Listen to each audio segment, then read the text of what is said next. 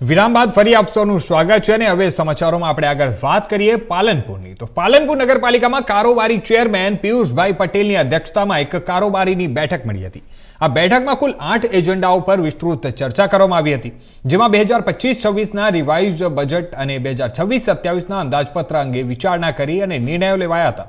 ત્યાં જર્જરિત મિલકતો રદ કરવા, ભંગાર હરાજી, સ્ટ્રીટ લાઇટ પોલ પર જાહેરાત દર નક્કી કરવા તેમજ જૂના રેકોર્ડના નિકાલ અંગે ચર્ચાઓ થઈ હતી.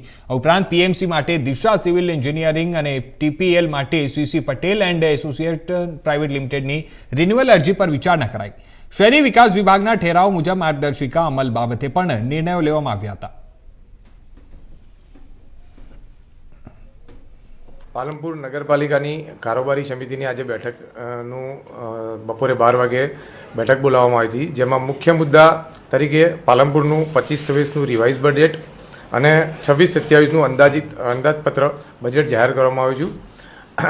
આજે આવક તરીકે 26-27ની આવક તરીકે 153 કરોડની આવક અને ખર્ચની સામે 136 કરોડ અંદાજિત ખર્ચની જાહેર કરી છે અને બંધ શિલક અંદાજિત 83 કરોડ જેવો બંધ શિલકની કરવામાં આવી છે. પાલનપુર નગરપાલિકાના મુદ્દામાં બીજું જે જર્જરિત મિલકતો થઈ ગઈ છે એ મિલકતોનું પંચનામું કરી અને એનો વેરો રદ કરવાનું પણ એક મુદ્દો લેવામાં આવેલો હતો. યુડીપી 88 મુજબ નવીન જે ગ્રાન્ટનું આયોજન કરવામાં આવ્યું છે, 8 કરોડની ગ્રાન્ટ માટે કામો નક્કી કરવાની એક સત્તા કરવામાં આવી છે. પાલનપુર